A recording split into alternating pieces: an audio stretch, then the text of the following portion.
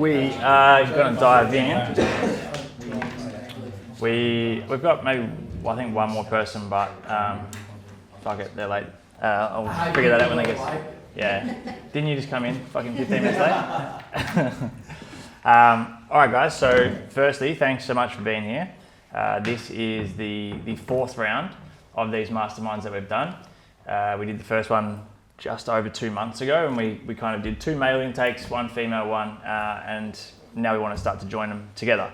And the first few have been really, really incredible. There's been so much value that's come from them, a lot of new connections, new relationships, and I think one of the most important things is just people getting exposed to things that may not be normal for them yet, and just hearing about other people's journeys. And one of the main reasons why I started putting these together is, one, I've just seen the power of networking and relationship building since I've lived in Melbourne, and really, really fortunate to have connected with a lot of great people, and that's why you guys are here. You wouldn't be here if you weren't a great person. And more importantly, just being able to, I guess, lean into your own story a little bit, and we're going to go through a lot of that stuff today and share a bit of where you're at and some of the challenges or the beliefs you kind of had to move through to get to that point. Again, one of the most beneficial parts, in my opinion, is just being exposed to different levels of growth and also just different levels of operating from different industries. And that's why pretty much everyone here is from almost a completely different industry, almost every single one of you, so that it's not just an echo chamber of the same shit over and over again. And so, look, what I ask of everyone today is just be as open and vulnerable as you want or as you can. And again, one of the great things that's come off the back of the first 3 of these is that after today, I'll add you guys all to, we've just got a private WhatsApp group with each intake. And I think that group becomes extremely valuable, obviously, the bigger it grows. And obviously no one here, well, the idea obviously is to kind of leave the ego at the door today, and just be open to, again, not only your own growth, but how you can maybe help facilitate someone else's as well. Particularly being able to have a perspective that's just not the same as someone who's in that industry, which I find extremely powerful. So to give you a bit of insight into what we're going to do, we will be done by 3, but if anyone has to leave beforehand or whatever, don't stress, just take off. But we're essentially going to go through kind of 2 different rounds of, I guess, sharing a couple of different questions that I'm going to ask. And the first one will be a little bit quicker. The second one, I want to try and open it up for a bit more discussion. So I assume most of you guys have all kind of met each other since you've walked in, but if not, we'll kind of go through a bit of that now. So I'm going to start with yourself, India. So what we're going to do this first round, guys, essentially I want you just to introduce yourself, give some insight as much as you can or as much as you want in terms of where you're at the moment and what the business looks like. And I mean, as I said before, none of this is egotistical. So if you're comfortable to share even things like what you're currently doing in terms of revenue and whatnot, again, just to give people insight into where you're at and what your business looks like. So yeah, just introduce yourself, a bit about yourself and your business and where things are at currently. Yeah. And I would love for you to add in at the end what you feel like has been the biggest belief that had to be moved through in order to get to that position. So let's dive in, guys. Okay. Well, I'm India. Nice to meet you all. Firstly, I will say, I don't mean to do a pre-warning, but I'm a mentor and a coach, but I do things in a very spiritual lens. So if I speak in a way that sounds like another language, that's very normal in my world. Probably somewhat normal in you guys' world if you know Danny. I mean, he's kind of jumped on that a little bit. So how Danny and I know each other, I actually reached out on a whim and just said, look, I'm a nobody, but I feel like you're going to love what I have to give you if I do an episode with you.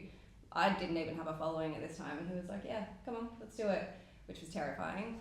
I did it, and he actually said to me, you know so much about podcasting and so much about this industry that I'm not letting you have your episode live on my show until you put out your own. So I had 2 weeks to get my shit together, put out a podcast, which I did. I also had 3 little ones at home at the time. I'm a very young mum, as you might be able to tell. The fact that I have a 13-year-old is kind of wild. And what kind of happened from there was, I think, just from pure passion, zone of genius, and pretty much I call it launching the plane and figuring out how to fly it on the way down. From doing that and just being so unbelievably passionate about what I was speaking about, I didn't even need to know what I was doing. I just figured it out as I went. I started podcasting, then I figured out, oh, there's some other people with podcasts, and then they start to monetize things, do programs, things like that. So had a crack at that. The first year was, it was difficult. It was a lot of like not knowing what I was doing, but I started seeing a little bit of success like straight away. I think my first proper year I did like maybe an $85,000 a year, which to me, I was a stay-at-home mum, so I'm like, this is fucking crazy. Like I'm just speaking and getting paid for it. Long story short, everything kind of, I would call quantum leaped the next year. I think it was 85K in the first year to $1 million in the next 18 months, which was pretty wild. No team, no anything, just me, passionate as hell, working with people, 3 kids at home, just winging it. And then what I will say about my own work is though I'm very initiated in everything that I do, and so there's not going to be a time where I'm allowed to say anything out of my mouth that I don't deeply embody and embrace.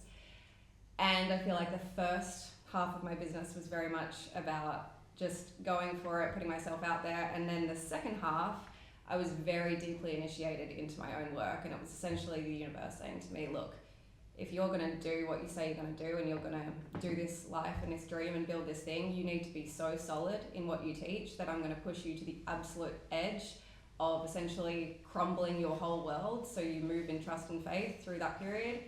That was the last 18 months of my world. I had what we call a dark night of the soul.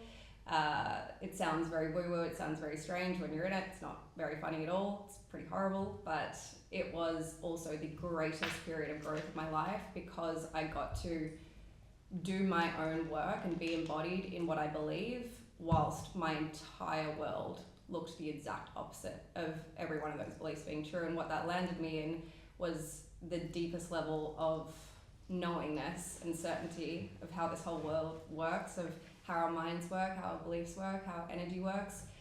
And I'd say just in the past like 5 weeks, I'm back on board with the whole business thing. New vision for different things, very different that I've done in the past, moving into a much more passive business structure. And yeah, I'd say the biggest beliefs that I've had to move through, I mean, where would I even start? I'd say the most recent one is that, and this is kind of the principle under everything that I do, everything comes back to the fact that I genuinely believe that life is meant to feel good and it is meant to be good. And if you want something, it's not because it's just some random thing you came up with. It's essentially the universe saying, hey, this is what we've got planned for you. You just have to say yes to it. And in that, I believe we're highly conditioned to believe it needs to be very hard and very painful and very challenging. And I think there's a lot of conditioning around the fact that, like, you know, the rags to riches story, which is amazing until it's getting in the way of you actually receiving the success that you're experiencing. And so that's my biggest belief, that it actually genuinely gets to be easy. And when I say I went through the hardest period of my life to get embodied into that belief, yeah, that's what I'd say. And that's incredible. Beautiful. Thanks for sharing. Of course. Awesome, India. Belinda. Hi everyone, I'm the old lady in the room. It's obvious. I have a business in ice compression. So my background prior to starting this business was in media. So I worked for News Limited for many years, back in the good old days when media was fun. I had some time off. I had 3 children and always knew when the kids were little that there was something that I wanted to do. I just didn't know what it was going to be. My 2 girls were swimming competitively when they were sort of, early teenagers, have hypermobile knee joints, lots of swelling and inflammation. I was also swimming at the same time as an adult. I picked it up again, being inspired watching the kids. and had done a lot of research on doing a swimsuit for a more mature figure. I don't want to wear what my teenage girls are wearing. Parked it. There's lots of differences in bust sizes, fit, and etc. Put that research to the side, and then when the girls needed to go and have constant treatments on their knees, and you need to ice these knees, and they gave me a very basic, and I know there's some athletes in the room, basic sort of screw top lid shovel ice into with some straps, and they wouldn't wear it because it was uncomfortable, etc. And it sort of piqued my interest that, gee, what if I could use some of the research from compression, fabric, fit and form, and use this with some sort of icing device. Fast forward, I knew, several years of, managing young kids and, finding time to sort of work on this project. And eventually, I'm very fortunate I have a mentor who's incredibly brilliant and really invested in me and encouraging me that, you've got to really continue on with this if you're going to be serious about it. I always remember her saying to me, are you a little bit pregnant, Belinda? Like, come on, get your ass into gear if you're going to do this. And I jumped on a plane, went overseas and found a factory that could design this vision. So did that backwards and forwards. One day I'll write a really funny book about all of the crazy shit that happened along the way. But the net result is I have a product that I think is actually really good. I started and launched it and targeted very much at athletes and have a really good penetration with quite a few of the AFL clubs using the product, professional athletes. But through that journey, I connected with sports and exercise physicians and then the orthopaedic surgeons that are doing the surgeries on the elite athletes. And that has opened up a completely different direction. We're sort of many years down the track now. And really my core business is, I would say, a post-operative recovery tool. We literally do thousands of total knee replacements, total hip replacements, because the product is comfortable, it's easy to use. We're even supplying hospitals now, which is amazing, because it's comfortable, easy to use, and all of those things. So that's in a very nutshell. I have two parts to my business: a direct-to-consumer piece, which I know all of you young folk here are great on your socials. It does not come naturally to me. It's the least favourite part of what I do. Fortunately, I have a really good team that does the content and everything for me, but I find it a really hard, expensive channel. Even though revenue-wise I do some pretty impressive numbers. The wholesale channel being orthopaedic surgeons and hospitals is just much cleaner. I'm more comfortable in that space. It's much more profitable for me, and that is very much the way I'm heading. So that's me. Beautiful. Anybody has an injury? Crushing it. Awesome. Thanks, Belinda. Ali. Cool. Hi guys, my name's Ellie. I'm a real estate agent, so I've been in real estate for about 5 years now. A year and a half ago, I think it was, I was in the best team in Melbourne. We worked out of Hawthorn, and then I've just recently, about 9 months ago now, stepped out on my own. Thanks to Danny, he helped me take that leap. So we were doing some impressive numbers, and my high sale in that team was 15 million. So I was like, what am I doing working under somebody else? And my partner's an athlete, and there's only so many years that he has in his career. So it was either last year and have that bit of a buffer if it didn't work out. But anyway, it worked out. So yeah, that's me in a nutshell. Beautiful. What is the, you don't get off that easy. Where are things at for you currently, and like what's the main focus point? We'll touch on some of the challenges after, but what's the focus? Well, out on my own, when I stepped away, I made what I made in a year and 1 month working for myself, which was insane. But I didn't think that I was capable of doing that. And the biggest challenge was, can I do that? Like, I wasn't going into appraisals with someone with old grey hair And, you know, being in the industry for 20 years, I was walking in there as a 27-year-old and they're like, who are you? And like, why would we sell through you? But all my vendors call me a bulldog and they call me a bit crazy, but I think it makes me good. So yeah, that's the biggest challenge, was believing, can I do it? And you doubt yourself a lot when you step out on your own, especially because you're on commission only and it's like, this is either going to work or it isn't. But yeah, like I said, it worked out. So yeah, biggest challenge was me. It's going to be a common theme. Eleanor. Hi guys, I'm Elle. I have what you would call a portfolio career, so I do like a really wide range of things, but they all feed into each other. So photographer, marketing consultant, so I have different clients like all over Australia, different brands, and I could sit with them for like 1 hour a week or 1 day a week, depending on whatever they need. I have an F1 podcast, sorry, I forget things. So I talk about F1 a lot, so if anyone likes F1, more than happy to chat. So we record that every Monday, put that out on Tuesdays. We've been doing that for 3 years. I have an F1 apparel label, and I'm also a automotive presenter, so I talk about new cars and all of that. So it all really goes hand in hand. I've been working in marketing for over 15 years now, full time for everyone else. Decided early last year I was going to go out on my own. It sort of was forced hand to me, but I'd been thinking about it for ages anyway. And it's been going great. But I got to the point where I felt like I was just being complacent in what I was doing. I was like, I can take this to the next level. I'm definitely not valuing myself well. People are taking advantage of me. I was just doing work for free, just to put my name out there, or, you know, taking say $1,000 for a shoot when I should be charging $3,000.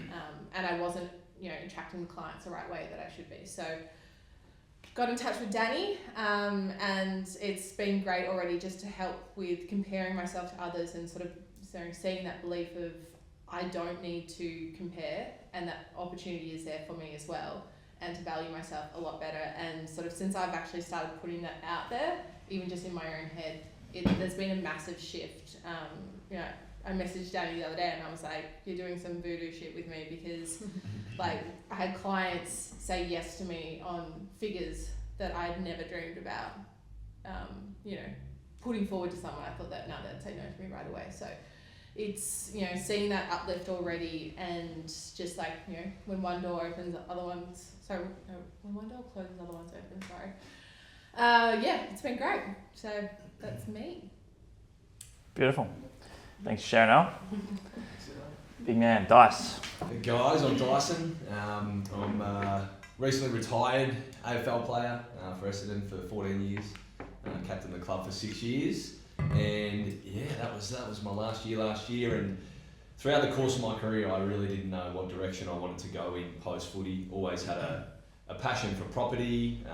You know, did a number of developments and renovations throughout my journey as a footballer, and my old man was a builder, so I thought property would be my thing, sort of leading through footy. And anyway, it turned out in a very different direction. About midway through my career, I met a little kid, Harrison Pennicott, his name is. He had an autoimmune disease, had the same condition that my grandmother passed away from, called scleroderma.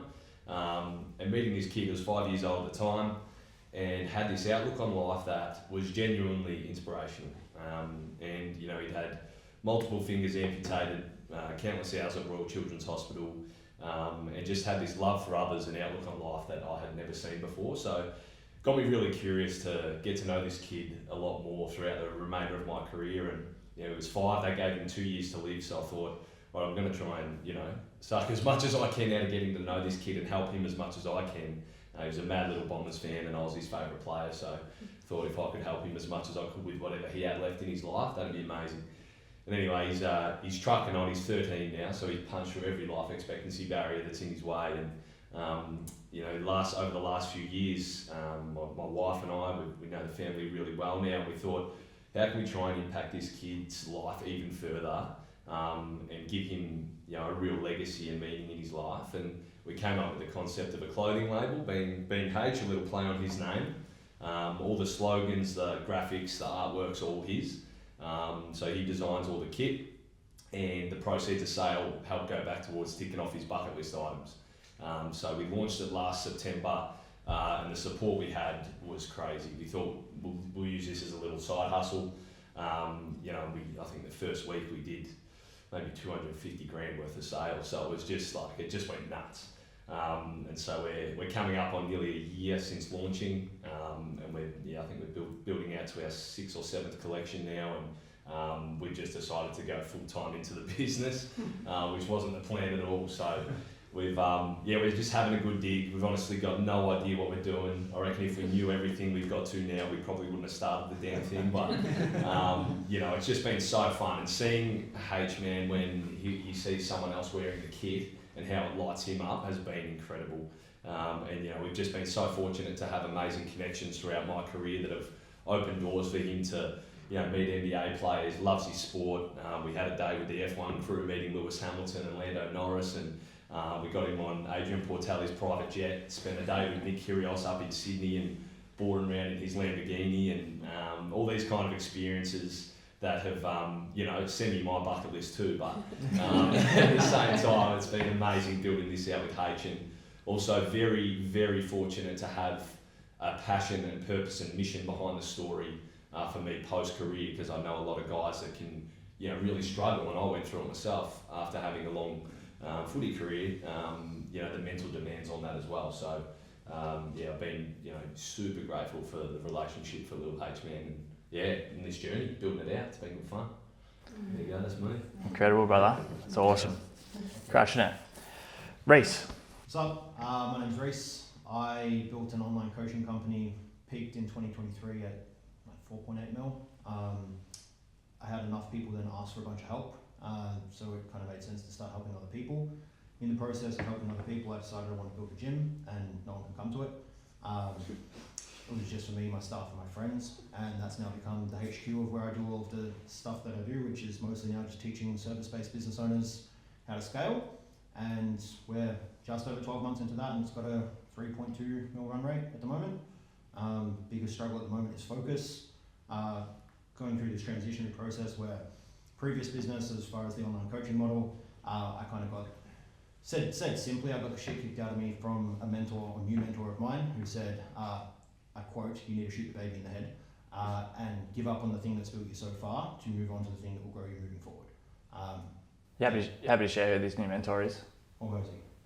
Yeah, so if anyone who follows Hormozy's work, Alex Hormozy, Yeah. Reese, give us a bit of insight into the event you did the other week and how that eventuated for you even working with him. So we went over there, me and my 2IC Pat, to do like a 2-day workshop. That workshop was really good, but at the end of day one, pretty much when they was kind of ushering everyone out of the room, they then said, "Hey, this person, put your hand up, please." I was one of those people. I got given a letter. That letter was a handwritten letter from Alex saying, "You're at a revenue and an industry where I would like to help you, and you've got a growth rate that I think is impressive. Please text this number to book in a conversation and to talk about working together more closely." With the big asterisks on it of like, this is not what we've sold on stage. This is a personal experience with Alex directly, and it was a very quick yes. Incredible. Awesome, brother. And I know you kind of touched on it a little bit then, but the next, we'll answer this after as well, but the next 12 months, like where is the focus point now? Like what's the main thing for you now? If I go North Star first, so I went to that event with your plan of saying, "Hey, I want to take the business to $1 million a month in the next 12 months.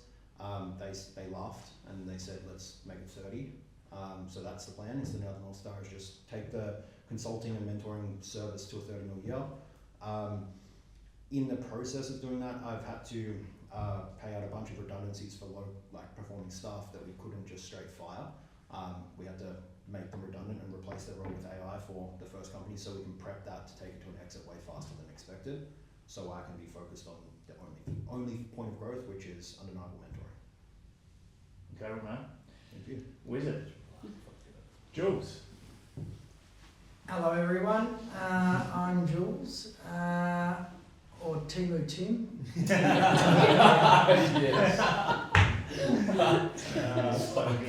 So I was a ratty 15-year-old that got in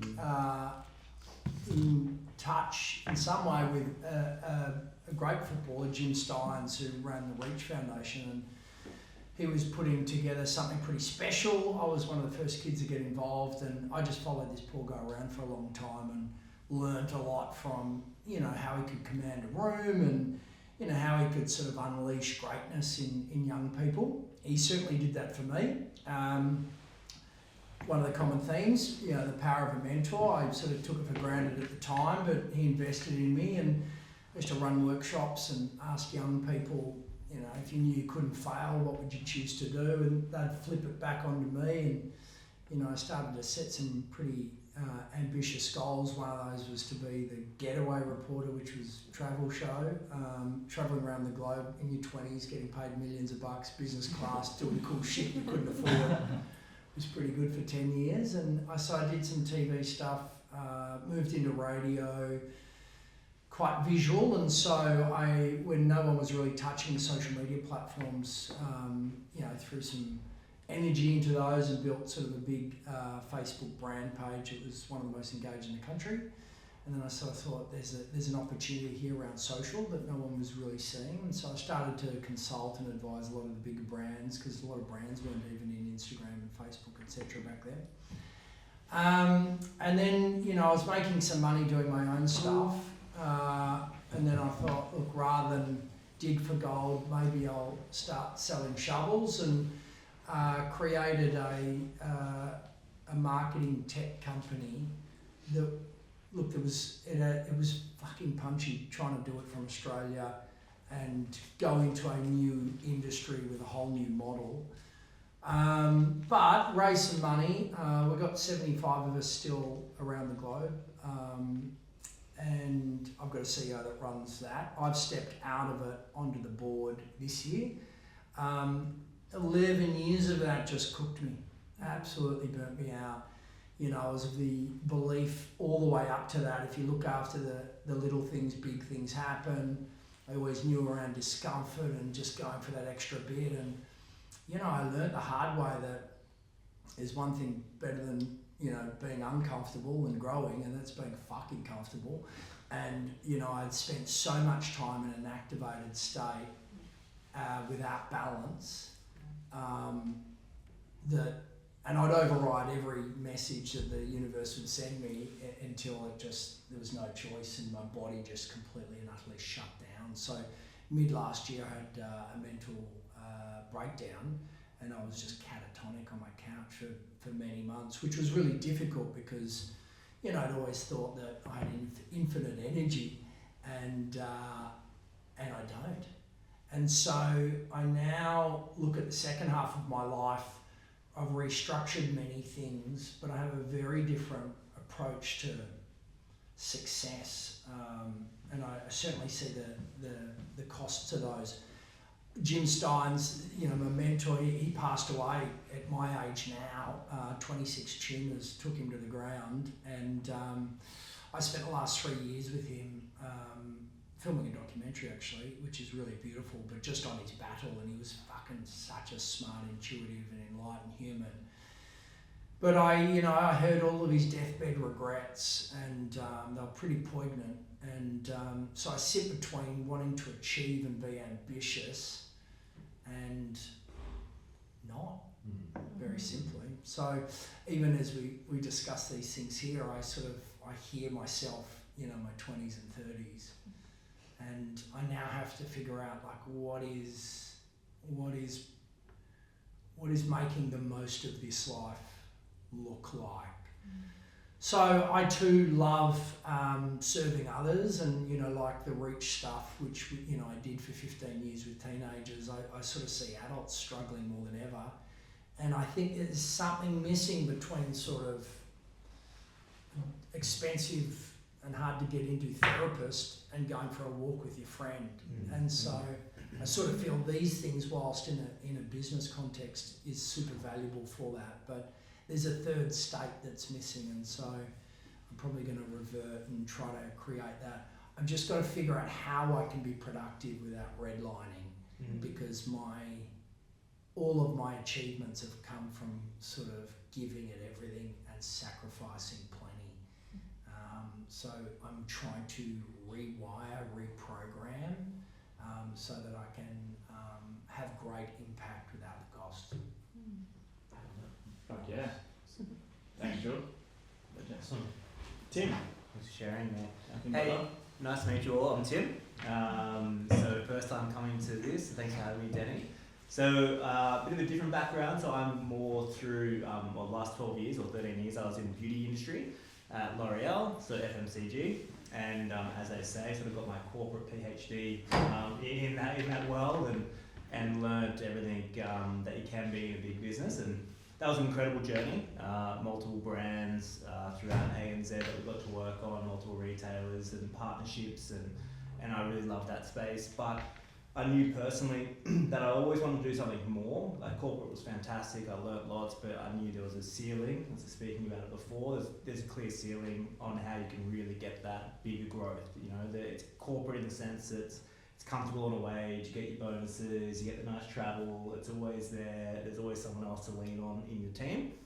But that's not going to get me to that next stage in my life. So in other parts of my life, we do small like resi developments, about to finish one at the moment, down in Black Rock. So we've got 3, hopefully in the next 4 weeks that should be done, which I absolutely love that side of it, and that's really motivating me. And in one side of my mind, I'm like, I need more revenue, I need more cash to start to scale that side of our life and our business, and corporate comfortable doesn't give me that. But you know, I started working with Denny probably 12 months ago now, and started to really go, well, I need to do something different. What's it going to look like? And I started to really hunt out a lot of podcasts, listen to a lot of different founders, people working in businesses, to go, what is it going to be for me? And end up actually reaching out, listening to a podcast with Mark Boris and Radek Salih. And I really resonated with Radek, and he was the ex-CEO of Swiss and had an exit from that, and has gone on to do some amazing stuff in the wellness space that he's doing now. And so I reached out to him and I said, man, I really loved what you were speaking about, and I'm in this real like fork in my life. I'd love to meet for half an hour next time I'm up in Byron, originally from Byron, and that's where he lives now. Can we have a chat? And he's like, yeah, no worries. So 2 days later, I was sitting on his couch on a Sunday afternoon and meeting this guy, and he's like, oh, cool, so you got to pitch me? I was like, nah, I don't have anything to pitch. I'm here to chat and have a connection. And he's like, well, you can say where you're going and, you know, go on the, you know, corporate career and start to go global, which was the next step, or do something yourself, which all you guys have, or some of you guys have done, like launch something and that has its benefits, or, you know, it struggles with benefits, or come and join something. And then I really realised, I think he started to reverse pitch me then in that room. And so, yeah, here I am 6 months later. So I've now gone across to Light Warrior Wellness, or Light Warrior Group, which is his family office, and one of the brands that he has is Wanderlust, which plays big in the event space. We just had Jane Fonda last year, Drew Barrymore, and we've got a really big event coming up at the end of the year called Wellspring, which is all leaning into biohacking and longevity. We've got Dave Asprey, Sinclair, Wim Hof, like all the extremes coming to the shrubs. And we've just launched a new range actually called Biohack with Chemist Warehouse 2 weeks ago, and that's scanning exceptionally well. So I'm now in the VMS space, the vitamin mineral supplement space. We're doing some other acquisitions as we speak to sort of build out a bit of a banner of brand, and so it gave me that real, I think, nice balance of being a part of something now, without, you know, doing the whole startup thing myself. But I'm loving being in a smaller team that you can really start to now scale and really test your skills every day, and being surrounded by founders, being surrounded by people who've done it before, and is really, really exciting because you don't really get that exposure in my previous life.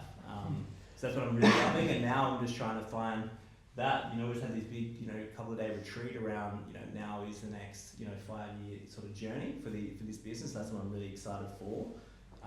But yeah, how do you then go on that journey whilst balancing it? But what does balance look like? I'm a father of 3, absolutely love my family life, doing property on the side, but also want to go hell at it for this new business and brand, because that obviously then has great reward for myself as well. So I think I really had to unlock the limiting belief in the sense that I actually am worthy to jump into someone's brand and be the GM and scale and go on this thing.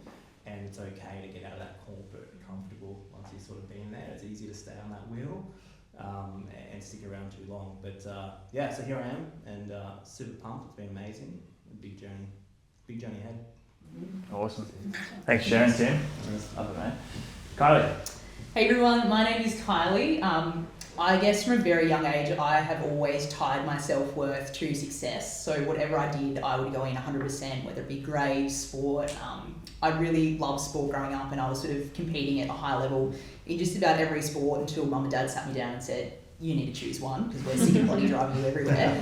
So I grew up in the country, as you can probably tell, and I played polocrosse for Australia. And that's not the rich one, that's not Prince Harry sport, we call it the poor man's polo. So it's a bit of a downgrade, but absolutely loved it. And I got to the top, and then I just started realising the more coaching I got, the more feedback I got, the worse I got. Like I lost my natural ability, and I sort of said, why am I doing it? Anyway. Long story short, I moved to Sydney for uni. Growing up, I always wanted to be in Getaway too, funnily enough. If that didn't work out, I thought the cash cow might be for me. Yeah, so I wanted to get into media and sort of would have loved to be on like a Sunrise or doing something along those lines. And so I studied media at uni, and then I ended up getting an opportunity to move to Indonesia to work for the United Nations, which was an awesome opportunity, you know, as a 21-year-old. So I went and did that, and then I really enjoyed the development side of things. So from there, I sort of came back and worked in policy around climate change, sustainability, went to Glasgow and did my masters over there. And just before I went, I started playing footy, like AFL. We had NRL, did we? Yeah, so sorry to ask. Growing up, didn't even really know what AFL was, and went there and absolutely loved it. And I had a big kick from soccer, so I could kick it 60 metres, it would go in any direction, but everyone was like, wow, you've got to be like good kick, you could, you know, do something with this. So I thought, right. So when I went over to Indonesia, when I went over to Glasgow, I joined a team over there, and I just thought I absolutely loved it. People would say, you know, you should give it a crack because you've got the talent, and I'd be like, well, I don't know.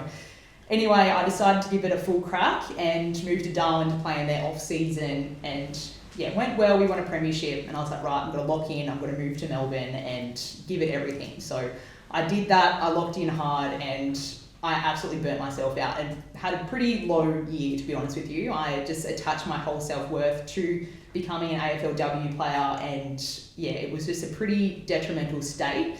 And I ended up doing my ACL, so I was one of your best clients. Yeah, loved the product. Who was your surgeon? Dr. Nathan White. Okay, yep. Yeah, he's brilliant. So yes, I can be a good testimonial for you. That's good. Yeah, and then anyway, like, you know, about 9 months on, I was in the corporate communication space, and I really wanted to get into sports media. So I took the plunge and took a 60k pay cut, which was, you know, a fair bit, and I just thought it's so worth it. And I've used this year to really try and branch out into other things. I'm now coaching a senior women's footy team, still training with Port Melbourne, and I guess working with Denny, I've detached from the outcome of having to be an AFLW player, and it has been now, the ACL has been the best thing that's ever happened to me. I really... I've learned so much, I love coaching, and I'm actually coming back more motivated than ever to make the AFLW level, not for ego reasons, which I think is what I wanted to do it before, but I really want to go in and try and build a team that's never made finals from the bottom up and to win a premiership, because I think the ultimate success for me would be helping, like, you know, your younger teammates to grow and be the best people they can be and actually gain success in that way. So that's sort of me. I've just released a podcast last week, which is called 4TG, and it's all about empowering the next generation of female athletes. So wanting to hear conversations from professional athletes, industry experts, coaches, and having those really raw, vulnerable conversations, just kind of like what you were just saying then, Jules, because that makes them far more relatable to me. Like, I don't want to hear the highlight reels, how good it was at the top. I want to hear when they did their ACL, how shit it was, and all the limiting beliefs that they had and how they overcame them. So that's been my latest project, and I've absolutely loved it. Denny's coming on, well, he has been on, but he'll be released shortly. So yeah, that's kind of my new thing. That's me. Awesome. Thanks for sharing, Kylie. Epic. You go, Tyson. I'm Tyson, hi. I own a motorsport team, which we do motocross and supercross. I used to race professional myself, and then ended up injuring myself and got a fused ankle. What team is it? I haven't got that. It's called Empire Kawasaki. Well, it's actually Penrite Empire Kawasaki. So yeah, got a fused ankle, and then sort of sat on the couch for a long time, and then went to do a team myself. So I've been doing it 7 years now, and then yeah, we're one of the biggest teams now in Australia. We do some stuff global, a lot of partners global, but yeah, it's pretty much what we do. What's the main area of focus and growth for this year? Like, I know we've talked about the fact that like some of those bigger teams, like manufacturers like Honda and Yamaha get a heap of funding from the actual brand itself, but you guys don't. Nah, so we're obviously the Yamaha and the Honda in-house, so inside the manufacturer. I'm owned by myself. So our biggest thing is just building revenue for sponsors to, we're about 800 off the top teams. That doesn't seem much in the big scheme of things, but when you're trying to do the same as them, it costs you a lot of money. So we're just trying to build new partnerships, and that's why we're here to build relationships and companies that want to jump on board and build with us to try and get us to the top team. Fuck yeah. Thanks, brother. Jack. Hi guys, I'm Jack. Here for Tyson invited me. I've loved motocross myself. I've raced motocross my whole life. Help out the team a little bit on the side. Me. I left England when I was 22. Just jumped on a plane, round the world ticket. Did all of South America, all of New Zealand. Got to Sydney. I'm a bricklayer by trade. Got to Sydney, laid bricks in Sydney for a bit. Come down to Melbourne to watch the Storm play. And I blew all my money, I didn't have enough money to fly back up to Sydney, so I stayed in Melbourne. Pretty much it. Missed my last flight home, and I was like, fuck it, I'm here, I'm staying. So got myself sponsored by a piling company called BRC Piling. They sponsored me as a bricklayer. I got my residency, got everything sorted out, and then they got quiet for a bit, and I was like, fuck it, if you guys can do it, I can do it. Bought my first machine in 2018 with the help of my lovely wife, or missus. We were supposed to get married in COVID times, but we had kids instead, so I've got 3 beautiful daughters, 4, 2 and 7 months old, so that's been a bit of a handbrake to the growth of the business. But we've got 6 machines now. We do a lot of work, big commercial commercial retaining walls. Do big stuff. Where do I see it going? We're just bringing on because we've just done it all ourselves, me and my partner, which has been cool. It's been fun. It's been challenging, but it's I don't know. I think it wears you thin after a while. You're like, I want to spend time with the kids, and I don't really want to work that much. So it's like it doesn't go hand in hand with growth, right? So it's like, it's awesome. I spend time with the kids. It's mad. It's cool. We've just moved out of the country, a bit of land. It's mad. I don't want to leave. That's the trouble. Yeah. Even coming here, I'm like, no, I'm joking. But yeah, it's just nice. It's yeah. Where am I going with this? The biggest challenge was myself, believing in yourself, which is everything. I've done a lot of self-development stuff. I actually met my wife at a self-development course, which is mad. Really, really good, really confronting. I've done a lot of work, a bit of spiritual stuff. I'm guessing which one it was. Yeah, Landmark. Yeah, I was about to say it's Landmark. Yeah. And I coached on Landmark. I did self-expression leadership program. I coached on that, which I got a lot out of. Mm-hmm. Cool to help people grow for the business, bringing on an engineer, project manager sort of role, just to take a bit of the weight off. You have a chat to Reese after today's done. Yeah, and just igniting the love for it again, because I do love what I do, but I want to slowly dip my feet into the whole video thing. I released a video on my measly followers I've got on Instagram, but it was a start, you know what I mean? And I actually really enjoyed it. I built a motocross track for our mate Caleb. And that was just fuck, this is sick fun. So I might start doing a bit more of that. I don't know. Just want to have fun with life, Life's too short, right? Just start enjoying it again. Awesome, pleasure to have you, Jack. Thanks, man. Thank you. Lucky last. Darcy, Lucky last. My name's Darcy. I guess I operate under an alias called the Steak Lad on social media. Called the Steak Lad. I was a real estate agent for 5 years, and I genuinely think we were one of the highest performing teams in Victoria, and I sort of helped in the early stages of that business. So I think a few people in the industry went out and started their own thing, and I got hired as one of the 3. I think the team's got 15 now. But we were involved in the Cranbourne Golf Club, which Fraser Brown bought. So I was one of the 3 agents that sold that for 190 million. And I was involved in some pretty significant land development sites throughout Victoria. But similar to Kylie, I'm very much all in. And in 2016, went into boxing, took a year off. I was starting to be a paramedic, and took a year off to do boxing. During that, I got a job in real estate. Through the boxing, developed a bit of an eating disorder, which resulted in undiagnosed eating disorder, but I was vomiting up my food and everything, and getting into steak. Started a page on cooking steak and put a few photos up, and I said to myself, from Jan 1st 2024 till mid-Jan 2024, I'll post twice a day and see what happens. I gained like 4,000 followers from that. And since then, it's just gradually throughout the whole year, just got more and more passionate about it. Started a podcast, invite people on and eat a steak and talk about some really deep stuff. So I've done a few AFL players, done Hanbury, Tim Lane, Majak Dor, heaps of AFL players. And then a few months ago, or about a month and a half ago, I quit my job, real estate, and just gone all in. Learned a lot in this first month and a half. Obviously, I got a beef tallow product as well, which driving around like a madman, dropping off to butchers around Melbourne. I'm in about 15 butchers. I do all the online orders. I do all the content. Working on like 10 pretty high volume videos at the moment. So I've got 4 editors in Philippines that help me pull them all together. And I've learned in this month and a half, you've got to follow your gut. And my gut is telling me that I want to be a full-time YouTuber. So I'm like, all in on YouTube, and generally want to be one of the biggest creators in Australia within 2 years. That's the goal.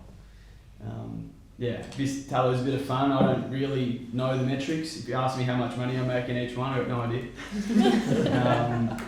I sell a few. I spent the morning dropping off to 4 or 5 butchers this morning, so there's like hundreds of orders there, but I don't really do the numbers. I just hope for the best and focus on good content. Honestly, like my goal is the content.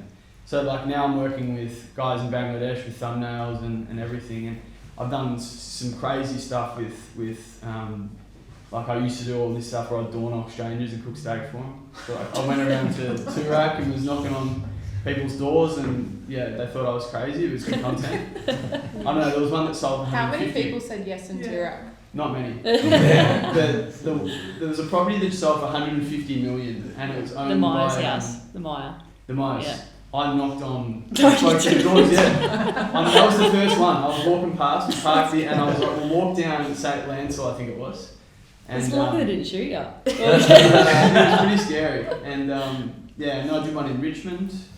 But then I stopped doing that because I basically blew my life savings on content. Did Myers say yes or no? Every video that said yes. So Myers let you in? Oh no, they didn't. Or no. they did it, okay. But there's a really funny video of me like speaking to the daughter, and I was like, hey, I run this page on Instagram, like, do you want a free steak? It's funny content. It went pretty viral as well, so.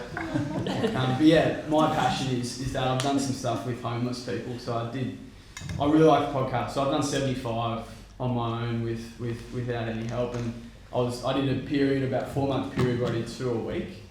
So I was publishing and launching and doing all the reels 2 a week, plus the real estate job. So it just got too much. I did a homeless, so I went up to a homeless guy and cooked steak for him, and it ended up being like, it was a 20-minute conversation, but it was chatting for an hour. So I had to go through an hour of footage and make it a story. So very much in the early days, got no idea what I'm doing, but just following the gut and doing 6 videos a week, including a long form YouTube, and having a real go. Awesome, mate. Well, obviously something's fucking working. It's good. Well, the potty's slow. Like, and I said before, like I got asked how it's going, and it's like the growth comes where you put your focus. So I'm just focusing on having one podcast a week, and I'm actually pretty low on episodes. So if anyone here wants to jump on, I'm pretty keen to get an episode out. Come and cook a steak for me. Anyone here, like honestly, I'm No. out. Next Sunday I'm done. So like I've got no episodes after next Sunday.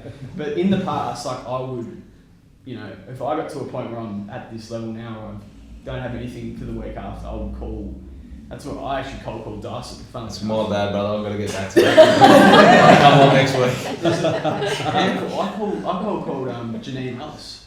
Oh, really? And Did she call you back? No, she picked up. She did. Because of real estate, I'm a weapon with finding. Yeah.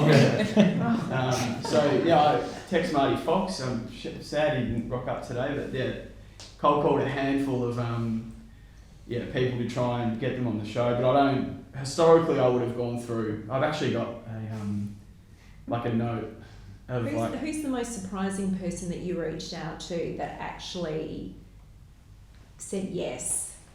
Like that you just cold called? I'll have to go through the list. It's a very good question. What did Janine? Janine was like, he sent me an email and I was like, nah. But I used to film them on my balcony. Right.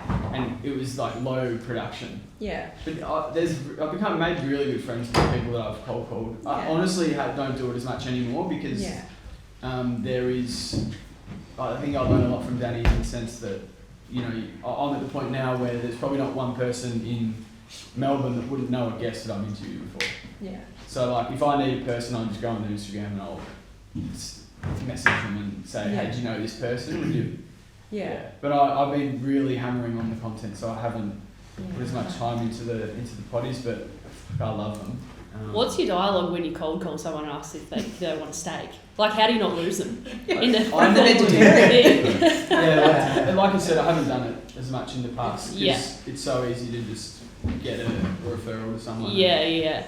But the goal of if I get a referral to someone, like I try and impress the hell out of them. So I don't know if you guys know Prime Train.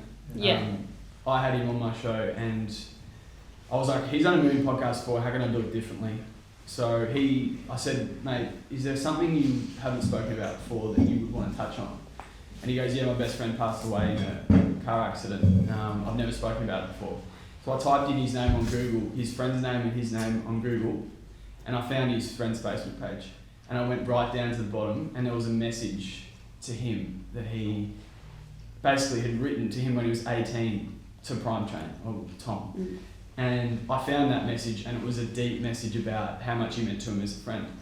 So I was like, that's some fucking good content. So we had a really deep conversation, talked about it for about half an hour.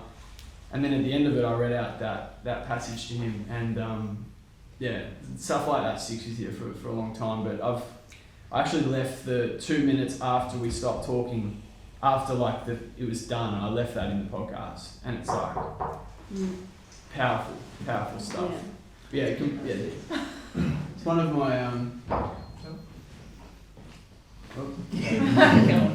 definitely one of my biggest podcasts, but the goal that I'm working towards is to have like a full media team, someone that oversees the production of the podcast, someone that funnels all the content that I do.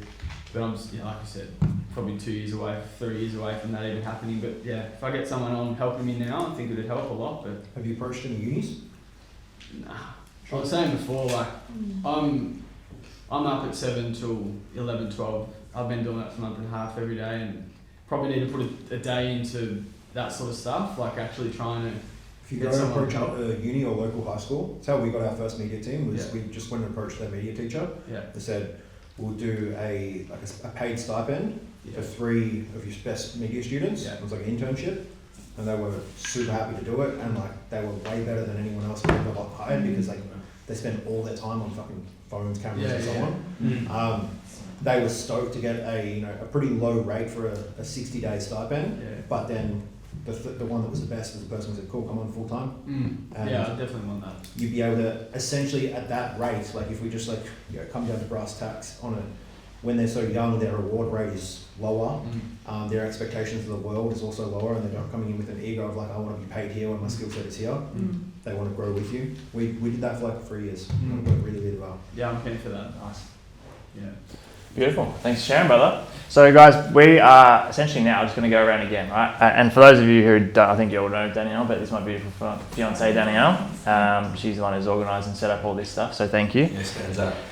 What I would like to... Get the machine to work. Everyone was supposed to get one of each, but the machine to seal it didn't want to work today, so... yeah, first in, best dressed. Yeah. We'll get some stuff out to you guys after today anyway. But what I would love to do now is I'd love for you to share what your current challenge or roadblock is, or more so the opportunity, right? I mean, depending on how you look at it, but what is the major opportunity at the moment? And it might feel a little bit awkward, around a bunch of people that you probably haven't met before. But if you feel like there is something that would help your business at the moment, it doesn't have to be, but if there was something or someone that would be able to help facilitate your current area of growth or opportunity, who or what would it be? So I'd love to kind of come around, so essentially sharing what the challenge or opportunity is for you at the moment, and what you think needs to happen in order to kind of move through that. And obviously, bringing this up, the whole point, as I mentioned at the start, is similar to the dialogue we had just then. Like, when you can look at someone else's business, or doesn't even have to be business, but when you can look from the outside in with a completely non-attached perspective, and whether it's people within your network that you think would be able to help facilitate, or however it ends up looking, I think that's where a lot of the power of these things is. So you're up first again, India. Feel free to jump in. So I'm just clarifying. I'm sharing my biggest challenge right now. Current challenge and or opportunity. Yep. Okay. So as mentioned, I kind of, when it came to my business, I dropped out of high school at 16. So I had to work through every limiting belief. I was also pregnant at 17. Like, it was a shit show in what I was dealing with. I had every projection, everything to say, you can't do this, essentially. And that was the first time in my life where it didn't make logical sense for me to say yes, but something in me knew that I was going to be 18 and have a child, and having her was kind of the thing that was like, I'd kind of just made this silent promise to her that, like, no matter what, I will give you the best life possible. And I think I probably took that pretty far with that. When I first got into business, I just got very, very, how would I describe it? I mean, when things are going well, you kind of you're so in it that it's actually hard to see, are you happy? Are you enjoying it? Different things like that. And from the outside world, to be completely honest, like, I was known as one of those in the industry that everyone was just like, how the fuck are you doing all of this? Like, Danny ended up hiring me at times because it was just unheard of, the way that I was growing this thing. And there was also, when I sat with it, I mean, as I said, I do very deep work around the things that I do, so I can't kind of get away with much when it comes to not operating in complete alignment. So I was very initiated in, very similar to Jules, got very unwell. So not only did I no longer have the thing that was giving me that sense of self-worth, my business, because I actually physically couldn't get out of bed for a very long time.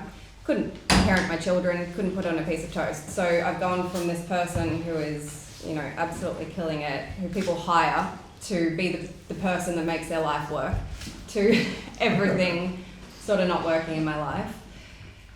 And when I sat with it, there was a lot of, I would say that with entrepreneurship, what we don't recognize is it is more intense than Landmark, more intense than you want to go do plant medicine, no point, become an entrepreneur. That's what I say. Like, it will push you to your absolute edge of the things that you hold within you. And something that I noticed when I went through this very dark period was, of course, when you're attracting success, you're not attracting just money and success. In the energetics world, the frequency in which you're attracting that from is actually inviting more of that into your life. So if you're building something and you have things that you haven't dealt with within you, whilst you feel like you're hitting milestones and different things like that, what you're actually energetically doing is you're welcoming that much of that energy into your life. So I was attracting a hell of a lot of traumatic experiences at the height of my success. I had people who I was extremely close to who ended up in some pretty deep feminine betrayal. People that, like, I won't go into the story, but people that I worked with very closely. And I think for women, the thing is that, I don't know if this is conscious to a lot of the women in this room or not, but men don't have necessarily the same level of, I mean, they do, but there's something that happens when a woman steps into her power with other women. And we've all heard of tall poppy syndrome, we've all heard of, you know, people not being able to hold you in your success. When you go to big heights of success very, very quickly, you realize how true that is. And you realize how heartbreaking it is that the thing that you're doing, which, you know, when you first launched it, everyone's on board, and then you start getting a little bit successful and a little bit more, and those people kind of start to go from, oh my God, you're amazing, you're so inspirational, to essentially the opposite. And it was like the more successful I got, the more pain I welcomed into my life. And when I went on a very long journey of just healing myself, taking some time. I've been a mum since I was 18 years old. I've had 3 kids. So I've just never literally stopped. And the universe, as I said, was just like, you're not happy. And whilst I would have said I'm happy, and out to the outside world I was thriving, and I was, don't get me wrong, there was some stuff that needed to be dealt with. And I say all of this because where I'm at now is when, you know, you have not just limiting beliefs, there's a different stage when you go from limiting beliefs to actual evidence and experience of something. So there's a level of mindset work that you can do, that you can work through your limiting beliefs, you can change your beliefs, all the different things. But then you have to go to the level where you actually have to decide who you become when those limiting beliefs aren't limiting at all. They're actual real experiences that you've had more evidence of than the opposite. So where I'm at now, there's a lot of interconnection in my nervous system, in my energetic field, in my blueprint that ties pain and success together, and ties essentially heartbreak and me losing a lot of the people in my life the more successful I become. And that's not just something we think about, that was genuinely an experience that I had.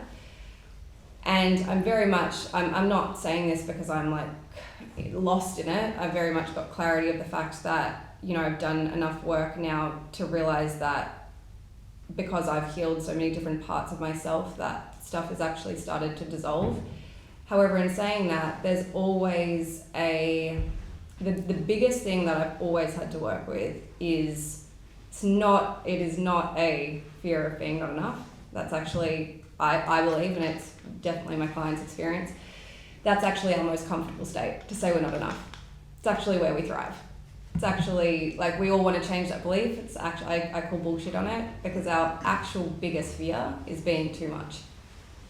Because we know that the second you step into your light, if you will, it's also going to reveal anything in your life that doesn't want you to be there. And I think in my business, I'm still to this day building the belief that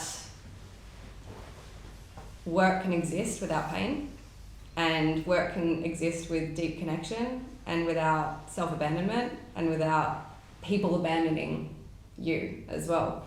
And so I'm at a funny place in my life because I've had all of the success. Like, I don't need to chase it. I've done all the milestones that I wanted to do, and sure, there's more, but that actually doesn't drive me anymore. I think when you heal really deeply and you work with feminine, masculine within you, you realize that the feminine is not very driven by ambition. It needs to be driven by something else, which is pleasure, which is play, which is fun, which is kind of how I build everything that I do, and it's what I coach people through. However, there's definitely still, like, just being completely transparent, there's definitely still parts of me that question whether that reality is really possible, whether play, fun, pleasure, it just gets to exist rather than the loss, rather than the pain, rather than the heartbreak, rather than the attack that we can very much receive. So yeah, I'd say that's kind of where I'm at. It's it's kind of going back to square one. It's doing all the work of being seen again, of being witnessed again,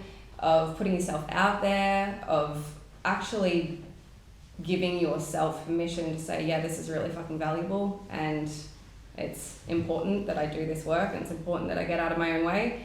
Because I think where I'm at as well is like I'm actually very comfortable not doing it as well, because I've seen a great life of just being more of a mama bear, but there's always going to be that part of me that's like, you know, you were put here to do this work, and it's just finding that balance where it's all coming from pure choice. None of it's coming from should, none of it's coming from have to, need, lack, scarcity. It's just like, I do this because it's just brings me so much joy, and it remains that way. It's not so much joy, but there's so much heartache and pain. It's just joy. But yeah, I'm very much on that precipice of allowing myself to like fully, I'm not even going to say send it, 'cause it's not what it's about for me. It's very much like fully be seen, because the second I do that, I'm very much in the zone. And that's a funny place to be, because it's almost a weird place to know that you're going to have success no matter what. I'm very strong in that belief. I don't have beliefs about like, what if it doesn't work? Like that's not really in my world anymore. It's more like, it's going to work, but what's going to happen then? And so that's what I'm very much working through at the moment. And yeah. Beautiful, thanks for sharing. No worries. Love it. Linda. Just ask me the question again. It's What's the at the moment? What's the biggest opportunity or challenge for you in the business? The biggest challenge is I think for me, my own belief system of, you know, I can do this, I think plays into this a lot. Like I said, I've got 2 streams to my business. I've got a wholesale channel and I've got a direct-to-consumer channel. The bit that I really struggle with, and like for the revenue that we turn over in direct-to-consumer, it's getting that mix right of all the stuff that you guys are all probably really amazing at. The content, you know, the ad curation, all of that stuff. I've got a really good team working for me now, but getting that mix just right is an ongoing challenge. I think I've got a pretty good formula going at the moment, but I think that, you know, a few changes there can really shift the needle. And then I think, you know, for the growth side of wholesale, it's around structure. I'm fielding a lot of inquiries around, you know, distributors and all of those things, and it's just working out what's the model that's going to work best, I think, which, you know, in a nutshell. Love it. Cool. Yeah. Well, to your point around like whether or not you can, I mean, you're your own evidence, right? You've already shown yourself that you can. We spoke about it on the way in, like when you first came up with the concept and we're in the gym at MSAC and you're talking about this idea in comparison to where it is now in such a short period of time. Yeah. You're your own evidence. What suggests that you can't?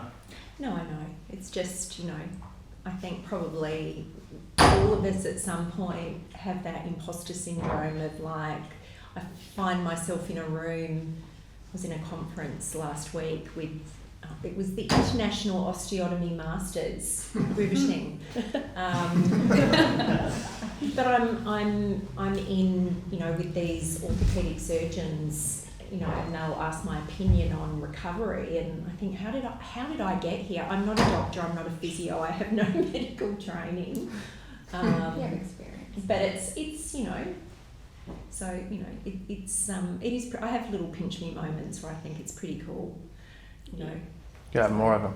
Yeah. Allow yourself to have more of them. No, it is. Yeah. No, it is. It is, and it's actually also good when you've got, you know, I've got 3 kids, and I think it's a good, you know, example to set, and especially like, you know what, have a crack, have a go, and be uncomfortable, because that's where the good stuff happens. When you put yourself in a situation, you know, I say this to my daughter who's just started a new job in Sydney away from home and did her first photo shoot with a new team, and you know, he was crying at night. I'm feeling like, you know what, this is great. This is what you should be doing. Like being uncomfortable, and that's where the magic happens. You know, if you stay comfortable and never try anything new, it's, you know, 100%. boring.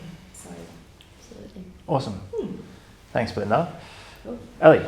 My biggest challenge at the moment is putting myself out there on social media and stuff. That's my biggest thing. Yeah, same. Yeah, I just feel like people think I'm an idiot if I post. I'm like, I've always been super private, and I'm from a small country town too. I grew up on a cattle farm. Like I'm not, you know, and then I'm in Melbourne.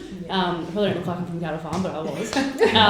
And yeah, I just have always, when I post, and I work for the biggest marketing real estate agency, White Fox. And Marty says to me every day, why the fuck aren't you posting? He's like, you know, you've got a great network. And a lot of people in, like even my mates and my fiance's mates, they don't even know that I'm an agent. And I'm missing out on one of the biggest industries in Australia. But when I go to post, I delete it the next day. So I'm like, I think I'm a fucking idiot. And I delete it and I delete it and I can't help it. And that's, I need to get over myself. Like Danny's like, it's your own ego. It's like the opposite of there's like must be two spectrums. So I just think people think I'm an idiot, but it's what I care more about what anyone else thinks. Like if I see my friends post or do stuff, I'm commenting, I'm like, yes, go off. Like that's so cool. But when I post, I'm like, nah, that's gotta go. So I'm sabotaging myself, and I've done so much work with Danny. I meditate, I journal, I do everything, and I just crumble and I just can't get over it. I don't know how I'm going to break that, but I know when I do. Tell me. You take action. You're focused on you when you're talking to someone and giving someone advice. You're focused on them and you're completely unaware of yourself. So you just have to focus on the audience. And yours will dissolve, because if you actually focus on what they're taking from it, you realise very quickly it's just never about you. Yeah. And you do that naturally in all the times when you're sitting someone down, because you're like, I need to protect you, or I need to guide you, or I need to inspire you to take action. You just got to create content that is actually just your natural voice for them. Yeah. And just be focused on what they're getting, not what you're saying. And what I'm doing. And then you'll get over. I mean, you'd agree with that. You know, it's actually he'd be trying to teach someone how to do it better. Like you just got to tap into that. More of a teacher than a presenter. Yeah, absolutely. Can I give you some like quick tidbits? Yes. 3. 1, scoreboard. What's the bank account say? Not the views. Doesn't matter. Yeah. Right. Like if you're going to measure the success of your content, it's not on the vanity metrics. It's what does it do? 2 would be document, don't create. If you don't want to stand in front of the camera, get someone to follow you doing the job you normally do. Like you have content every day in your normal day life, right? Like user generated content, wave of that came like 3-4 years ago. Employee generated content is the now, like doing the job, working with the client and showing people how you do it. And then the last one is just volume predicates luck. Like the more you do, the more lucky you'll get with it. Yeah. That's great. Like as much as like I've literally got it tattooed in my hands. It says "fuck your feelings." Maybe I should get that too. Fuck you. Sometimes the feelings aren't right. Like sometimes the feelings aren't the right input. Yeah. Like they may be valid, but they may not be correct. Yeah, absolutely. Yeah, I think I just need to get over myself. I have great success and I just don't post that. Like I just sold Chrissy Swan's place and we did a video together sitting down and everyone's banging on me to post it. I'm like, if I post that, are people going to think that I'm arrogant?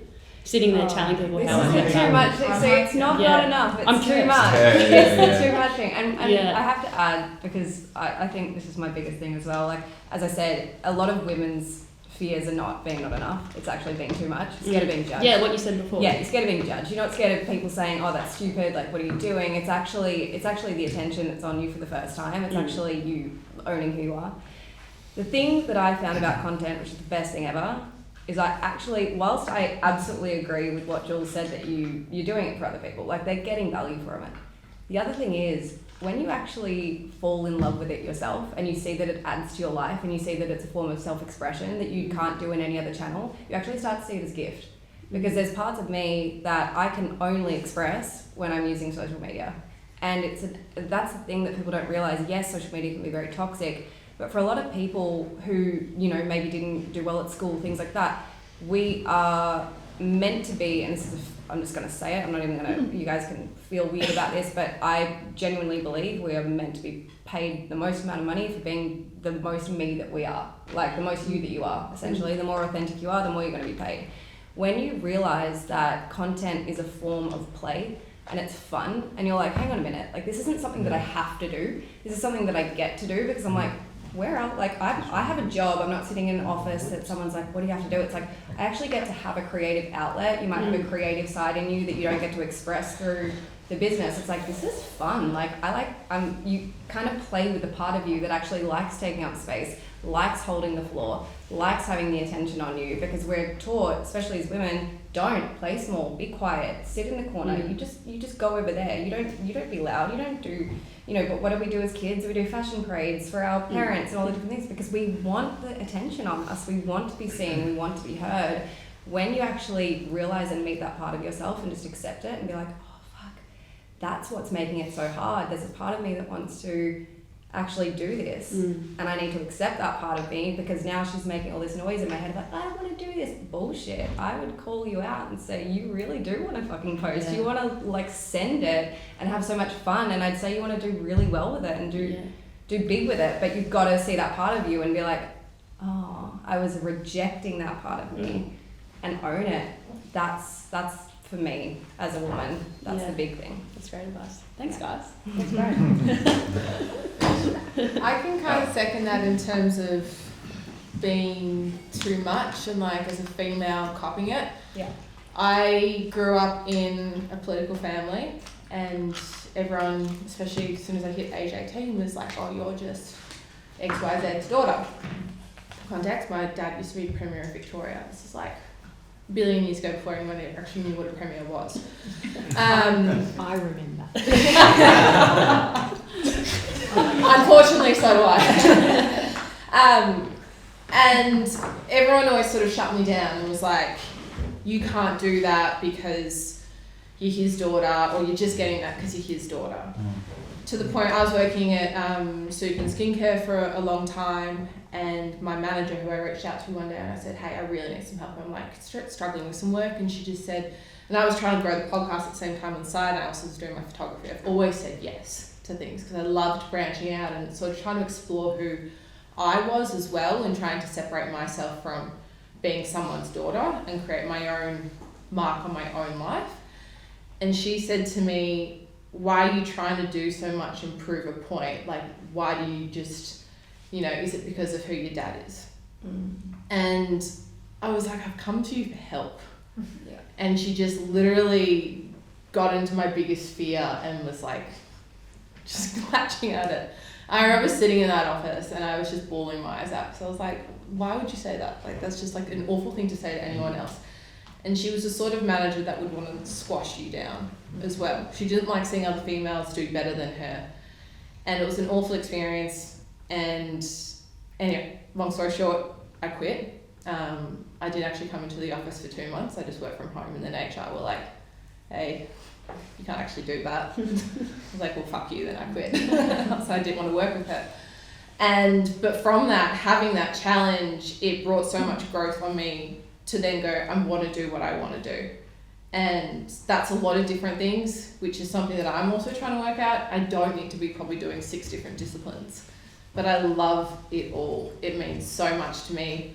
And every day is like, I wake up and I'm like, right, what's the focus for the day? And then how I'm actually going to generate income from that. Because I could spend 20 hours a week on a podcast and not be like earning anything from that, and taking on too much free things as well. So my biggest challenge at the moment is trying to work out how to properly monetize my life, put value on that, and to not compare myself and feel like I'm being too much. So even online, I used to not post because I didn't want people thinking, you know, she's XYZ and she's just doing this and that. And now I've like sort of set myself a challenge. I'm like, every day post on TikTok about the work that I'm doing. And same with Instagram, and actually just sharing it and being proud of it. Otherwise it just sits there silent and dormant, and just like, you should be posting. Like, I just want to shake you and say post, because it's like you're doing so well. And That's what I think about myself. I'm like, I'm doing so well, but I'm not doing that, and then I'm missing out on opportunities. So I'm watching all these other people online get all these things, and I'm like, well, they're putting themselves out there, and I need to put myself out there and stop letting that fear come in and take me. So yeah, that's me. Isn't it interesting? I just have to mention. Isn't it interesting that on some kind of level, every woman at this table has said, "I have a fear of being too much," and I think that's cool for men to see as well. That, you know, I think a lot of we all deal with the limiting beliefs of being not enough, as I said, but there's this weird thing about being too much, and I think it's cool sitting in rooms like this as well, because we all sit here and we want to shake each other, right, and be like, fucking pose, do the thing, and it's like there are people that can hold you in it and want you to do it, and I think it's just, I'm just proud of you for bringing this together, because again, I think the unspoken thing about entrepreneurship is how fucking hard it is to play big and take up space. It's actually not a fear of failure, it's a fear of like those that can't hold you, because the things that everyone's doing in this room, society, they don't want you to think like this, and they're going to make you wrong for it, because it's going to trigger the part of them that's essentially not willing to step up and do it themselves. And so I want to say that to the women, because it's like, it's cool. Well, it's funny that you mentioned that, because for me, like, the fear of being too much is if I'm posting on my personal socials. Yeah.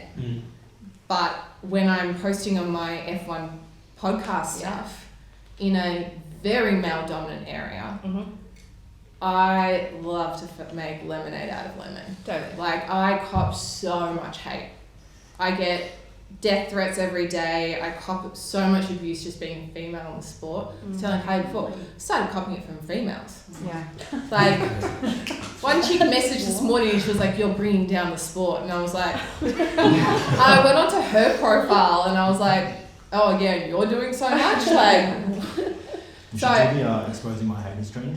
no, I do. So the other day, I grabbed everything that I'd copped in the last 24 hours, and I put it all together on a big post, and I just I used a trending audio, and I was like, I got like 1 million reach on it or something. Wow. Because I was just like, but that's for me funny as well. And so many people commenting, being like, just don't let them get to you, and I was like, well, they don't. These people don't. But if someone comments on my personal stuff and makes comments about those sensitive things, that's what just like, ugh.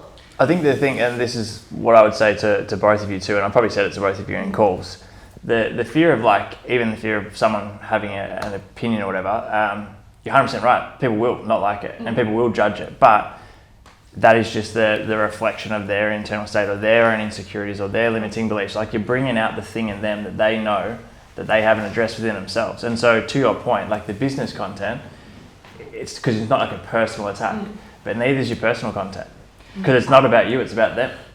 I would say on a very personal level, we clearly were in the same circles growing up and things like that, and I would say that the thing that I think breaks your heart more than anything is the haters on the internet are nothing. It's the people that you literally went to school with, that they're the worst, and it's and I think that's the most painful, because you do start to feel like, I'm going to have no one if I'm successful, because it's not the randoms on the internet. It's like Joe 69 sitting on his couch being like, you know, whatever. It's tall poppy syndrome with your friends. Absolutely. And I wrote an article about it the other day. I posted it, and I had close to 200 women. Yeah. Probably Same. write back and say, I felt this. Yeah. I want to start my own thing. That breaks my heart. But I feel like no one supports me once I actually start doing it. Yeah. Compared to, everyone's like, go, do it, you'd be successful. For a second. And then they totally. They don't listen, they don't engage, and With the having lots of things to do, can I make an assumption? Go for it. Are you less than 3 mil a year? Yeah. Yeah. The problem is distraction. Oh yeah. And so that is going to be the problem up to 3 until you pick the thing that makes you the most money.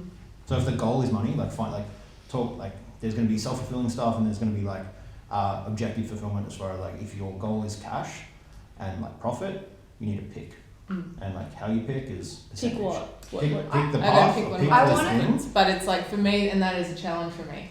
Where's the That's percentage of scary revenue? because Where's the percentage? What makes you the most? If I said to you, lay out all the things you do, and you have to get rid of all the things on the board and only leave one that would make you the most amount of money the next year, what would it be? honestly changes every month. Just go on That's average. why Okay, so then this wouldn't be this take your Probably opinion my out cost, and yeah. just go on objective and go Mm. what makes the most profit per unit of time. Pick. Now I've there's got then it. the concept of passion. Okay, cool. Passion and purpose very different. But if the goal is just I want to build a big business that has lots of money, you need to pick the thing that makes the most money and the most profit. Yeah, it's definitely my biggest challenge at the moment because then I want my apparel business to blow up alongside the podcast. They go hand in hand, and I could shoot it easy. I'm a photographer, and I can do the marketing on the side, but I need the money to do that. So then I fund it through my automotive presenting and my sponsorships. It's like I've got myself on a vicious cycle now. It's a hedonic treadmill. Yeah, You just and I'm run. trying to get off, Mm. but I love it. It's a complete mindfuck. Yeah. And I've now got the good balance of burnout versus work ethic because I was burning myself out massively. Like start of this year was just disgusting. I was doing 18-hour days. It was like 7 days. Yeah. It's It's from yes, what now I've it's the next seen, step. it's the most common thing of like breaking past that 3 mil bracket is like one product, one market, Yeah. find the thing and then scale that and then okay, now I have time, money, freedom to do the next thing. But like breaking past that is the ceiling of like solo operator where it gets the hardest. The only way out of it is find the right people or do more hours or pick the right thing.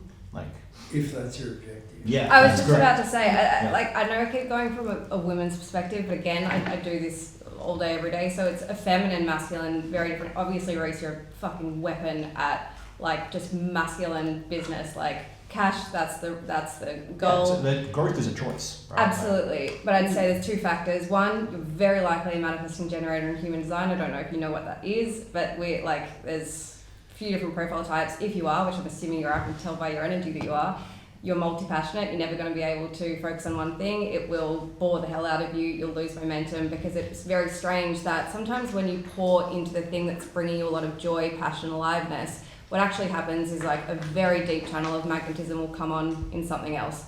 So I notice for me, I'm a Manny Gen. The more I allow myself to not box myself in, the wilder my business goes. For me personally, I've never been able to get around like the very, very masculine way of doing business, and there's nothing wrong with it. I just think men and women can be a little bit different, and it's also, we all have both in us. For me personally, I had to, and again, like people are going to have their thoughts and beliefs around this. It's more about the seeing yourself as the value and allowing yourself to receive money than it is finding the right thing and scaling that thing. Because the reality is, if you just leant back a little bit and stopped trying to make it happen and work it out with your head, you're very much going to get the clarity because you're going to have something to respond to straight away. And when you respond with that energy like that, but at the same time you're allowing yourself to receive money, essentially saying like, cool, all of these can become successful, but you first got to allow safety within yourself to actually receive from them. And I think there's something there. The big thing that I'd say is you're going to probably do 6 different things, and weirdly enough, they're going to work perfectly, and your intuition on that is spot on. It really is. So I get what Reese is saying in like, if you need profit to do whatever you do, absolutely go for it. But there's also, for me personally, I have to have such a sense of like absolute hyper-focused zone of genius online to like, and when I do, money just fucking sorts itself out in ways that I can't even comprehend. And sometimes you have to allow that way of thinking in, as well as what Reese is saying with some more practical stuff too. Mate, love it. Big fella. Nice. What have I got for you? It is interesting talking about content of late, and that's probably our biggest one, noticing when we are putting up valuable content that is engaging, sales flow a lot better. And it's more about like volume game for us as well. Sort of the more we're up, the more we're putting up stories and just engaging stuff with little H-Man and things like that, it resonates really well with sales. But what I'm also finding is interesting talking about money energetics and the space you're in as well. I've come from this very, all my achievements came from fucking working hard, having this grit, grind mentality, and I feel like I've come out of the game and tried to replace H with that and all this very forceful type of energy, and it's really made me well, one, it probably made me think about it because my wife was fucking hating it and we're working on the business together. We just got married. She's like, this sucks. We need to do something out of it. So it made me really reflect and go, okay, can I be in a really light, happy, healthy, fucking peaceful state and still achieve the same thing, still get the sales, still have, still pursue and grow towards success. And there's been a really interesting experiment probably only over the last 6-8 weeks, I reckon, where I've really just like relaxed my whole energetic state and had as much fun as I possibly could with what I was doing and really enjoyed those parts and shit that I didn't enjoy. I'd get other people and form a cool team, like a great team around me, which I've now got in place. And I've found it's just like flow. Like we had an awesome launch for a new collection last week that went nuts, and it's like, fuck, okay, well that's a cool space to be in. So it's been interesting hearing about this kind of shit. But yeah, I think that is my challenge, being able to stay in that space as much as I possibly can, but also knowing I've got this real fucking growth mindset of wanting to achieve and get after it. So it's sort of finding that balance of the two, and what I really value. Yeah. Love it. I mean, one of the biggest themes for you, even over the last 12, 24 months with all of our catch-ups, has been detachment. And that's essentially what you're doing at the moment. 100%. Yeah. Fuck yeah, man. Yeah, love it. You're crushing it, dude. Reece, what's the bottleneck or the opportunity? I've probably spent the last 2 years just chill mode. Business was largely on autopilot. So like with my coaching company, that has a staffing team of total like 21 it's down to like 16, 15 now. Anyway, I kind of didn't have to take any meetings. I didn't really have to do any work. It kind of just did its thing. And the mentoring consulting stuff is kind of it's exclusively grown off organic growth. And for context, like I've got 4,000 followers, I think, and like we're run rating 3 mil odd. So like we're doing pretty good organically. But the problem to try and push to a 30 mil a year is awareness. So I've had to kind of, build out another team. So media is actually one of the big things we're like focusing on at the moment. We're going to be pushing to, hopefully, this might be ambitious, but 350 pieces of content a week, which will be comprised of podcasts, long form, short forms across every platform. So now I'm just in this hiring process of like trying to jump back into the tools, hire appropriately, not waste time in the hiring the wrong person for those jobs, which means I have to kind of get back on the tool, so to speak, get in front of the camera as much more, way more, which I'm very happy, comfortable to do. It's just making sure that we have the right people around us to have the production line in place. The point of constraint is just awareness. So having 4,000 or 5,000 people know who I am, of which, maybe 80% of the target market, because it's a profile that's been being built organically.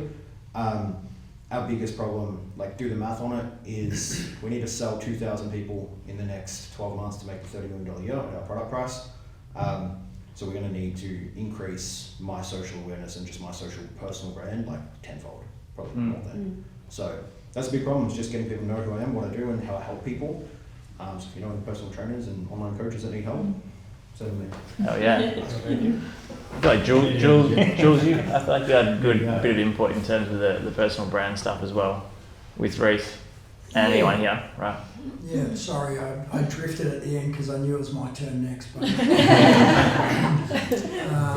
personal brand's a big issue, just need awareness. Yeah, no, I hear you. I mean, my reflections are, I suppose my challenge is a bit of everything in that's what's being discussed. Like when I had pumping social channels, it was huge, it was innovative, and a lot of money was flowing. And maybe it's just my personality, but it became an obsession. And they call it a feed for a reason, because it just needs so much. And I was never happier than when I stepped out of it. And you become a slave to it. And I wonder whether sometimes as I create my new thing, I am by nature a creator and content, but I don't know how to do it within the current circus, and whether, with algorithms, it's worth that sacrifice, because my wife was having contractions and I was finalising an edit, So I just have to get this out. So, and that was, that was like 14 years ago, right? So I've been in the tunnel, and it's pretty good to be out of it. So can I have success? And that's why I wonder whether we all do have to do this, whether we all have to play that game. I wonder if I can have success without that, because it becomes all-consuming. Now, that might just be me and my reluctance around it. Well, you've also got a lot of leverage in terms of your personal brand and your network and your experience. Yeah, but I wonder, am I just gun shy, or am I on the other side where I'm hoping a lot of people get to? So the two mountains you said in the pod. Yeah, no, but I mean, what does it look like in 10 years' time when everyone's now discovering that they're building their brand and their business on it? In 10 years' time, do they go, fuck, that was exhausting and burnout because of, years ago you would have a business and then you'd go home. Now, every time there's a bit of content or a thought of content, you're like, fuck, I've got to turn that into something, And I think that's a natural state for most professionals, which is, I'm not a TV presenter, I'm not a show off, I'm not an influencer, that's not my state, this is my state. Now Marty's different, but for you, I just wonder if, does the machine rely on her to do that? And so, and back to almost, where do you, just because you can, should you? And you've already exceeded your expectations with H, but you've given yourself no joy in that. You're now somehow leapfrogging that to create such expectations for H when it wasn't even one, that it puts pressure on your relationship. Yes. So what is that? And we know the answer, it's our ego, being ambitious, wanting to do our very best. But the answer is, where is the fun spot? And are you willing to lose all of the good to have the fun? And that's why I asked the question for you, which is, what's your objective? Because, I did that. I cut out my whole world. Like, I had a spectrum of portfolio passions, and I was making heaps, right? And then I was like, this one. And 11 years on, it didn't work. It just hasn't. And so I'm now going, fuck, those things make me feel alive. Yes, they're not making money, right? But it's lighting up parts of myself and making me joyful. That, if it goes well, no question, right? But you'll only ever hear the stories of when it goes well. So that seems like it's the natural, obvious path. But there's plenty of people that go, fuck, and I've got to be all or nothing. And I did that, cut everything else out. And so, you've got to ask yourself the question, is some of that joyful and lighting you up more than what the money of going down a tunnel, because it is, going to give you? Because the money piece is really, it's just a really distorting goal. And the only people that can tell you that it's fucking, are those that had the money. They've made heaps of money and they've gone, fuck. But the reality is, like, as they say, you've achieved things now that 10 years ago you would never have even imagined you could. And 10 years ago you would have said, fuck, if I achieve that stuff, I'm going to be fucking happy. But you're not. It's funny you say that, because someone said that to me during AusGP this year. I was so focused on money, because it was my biggest week. Like, I earned a quarter of my annual income in 4 days, from sponsorships, the podcast, appearances, social content, everything. That I was a fucking psycho. Like, you didn't want to see me. And I was having the coolest opportunities ever. I was anywhere and everywhere, interviewing drivers, doing anything that someone that loves the F1 would want to do, and I didn't have fun. So And what's that was the- my biggest yeah. sacrifice. And And what's someone the- said, yeah. "Can you just shut the fuck up and slow down?" And I was so like, the evidence of you achieving everything you want is that, and it doesn't stop us then setting other goals and not listening to the evidence and saying that when we get that, like Dyson, having fun and being playful, it's such a fucking risky move, and that's the point. Totally.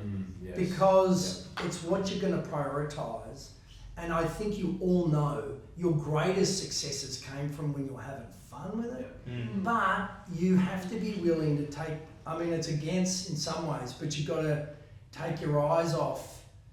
You just can't be narrow focused. We all want money, right? It gives us great freedom, but it's just the sacrifices, and the sacrifices you don't get back. Right, you don't get it back when you put under pressure, or your sister or your parents get the worst version of you because you're fucking, I'm so busy. You know, that shit doesn't come back. You know, and so it by all means. So I struggle because I have no idea how to play it now. I have things that I want to do, but I don't want to work hard for them. Can I You meant Joe? Yeah. I'm with you there, brother. Yeah. Do minimal, make maximum. That's my ethos, literally. That's Just what I but teach. why? Like selling feet pics apparently. Yeah, but I resonate with that too. Heaps like it's like, especially after having kids, like Yeah. you're like, fuck, they don't want anything, man. No. They just want to lay on the They couch just with want me you. and cuddle them and go, did you have a good day today? Or like it's or can we go on the bike? Or like I think you've got for me, it's just taking the pleasures, the joys out of the small things. Like yeah, it's cool, have a nice car and all that shit, like nice. Well, that's like that grows. Like it's like sweet. Like it's cool, but it depends what you want. But yeah, but I think since I've stopped, like haven't been been working, but like not on the tools as much. You get to like you're like, dude, do I really like? As long as I've got food in the fridge, beer in the fridge, or do you know what I mean? You can have fun. Fun is what it is, and time. Money buys you time, and time you've got a limited amount As of long it. as you're letting You've got the a money limit. buy you time. Eventually your day's up, right? So you've got to try and enjoy. It's like what you said everything to me. you've got. Like you've just, Danny, it's like what you said to me the other day. You've got to slow down. Yeah, to go faster. Slow down and go faster. Yeah, I believe that. Jules, may I Buy make a faster. suggestion to you quickly? May I make a suggestion just of what you said? I'm conscious that these guys won't get a say in me, but yes. Just really quickly, I think what you just did in the room, that like you've got to not focus on the algorithm. You don't need to focus on getting back to what you did. I think what you did was you went wide, but what you just did in this room, you went so deep. And I think if you focus on going deep, not wide, not on the algorithm, fuck the algorithm, who gives a shit? We'll talk about the energetic algorithm. If you focus on going deep, not wide, like you just had everyone in this room just like mesmerized in that moment. And it wasn't because of the loud presenter of like catching all the attention with the hooks. It was actually your ability to like capture and speak to people's hearts and speak from your heart. And I think if there's anything that's like circulating for you that's about going deep and intimate with people, and for me, I've never focused on the algorithm, couldn't give a fuck, don't even know how it works, because it's very much about my beliefs is stronger than any algorithm that there is. My belief is the strongest algorithm. If you focus on the depth of something, like your zone of genius just came online so beautifully. And if there's something in your field circulating like that, that's the thing. Thank you. Yeah, awesome. So good to hear that from you, because I think I'm at a different stage, right? I haven't gone through that tunnel, and I think I've just stepped onto an opportunity to jump into the tunnel. You read all these books and the 10-year journey, and even Raddy, he's an amazing guy, and he's all about now just health and well-being. Like I just came back from 2 days at his place, and every morning we open with yoga, lighthouse walks, lots of sprouts. If you want to eat sprouts, apparently we've got to eat a fuckload of sprouts. There's 8 kilos of sprouts.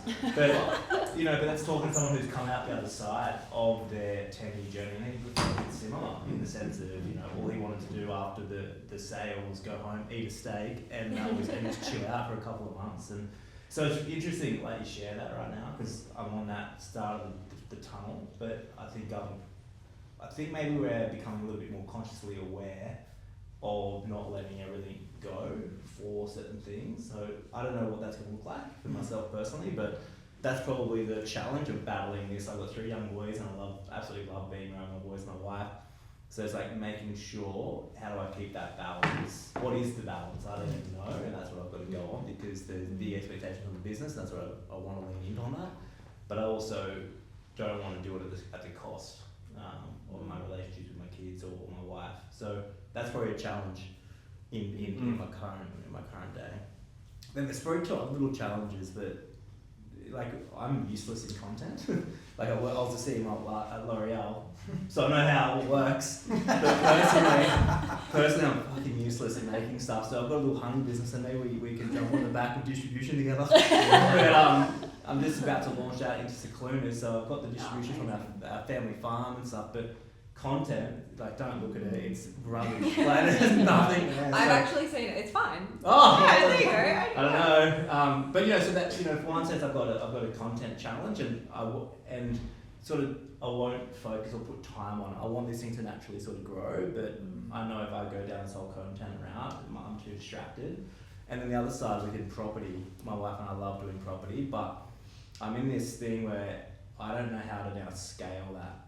We're always one project at a time, and it's, at the end of the thing, the limiting thing is money. Like, how do I actually now get to 2 development projects a year, 3 development projects a year? So, yeah, I'm a bit all over the place at the moment, but I feel quite clear. I actually feel the clearest I've ever felt. Like, I've actually got a great opportunity to go on this path to build a brand, currently locally, but get it global, and that's, a model that's working for some great people. Super pumped about that.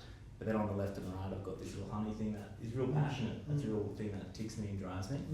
And then on the other side, it's the property sort of stuff. So I'm scale is probably my biggest challenge right now on the different entities.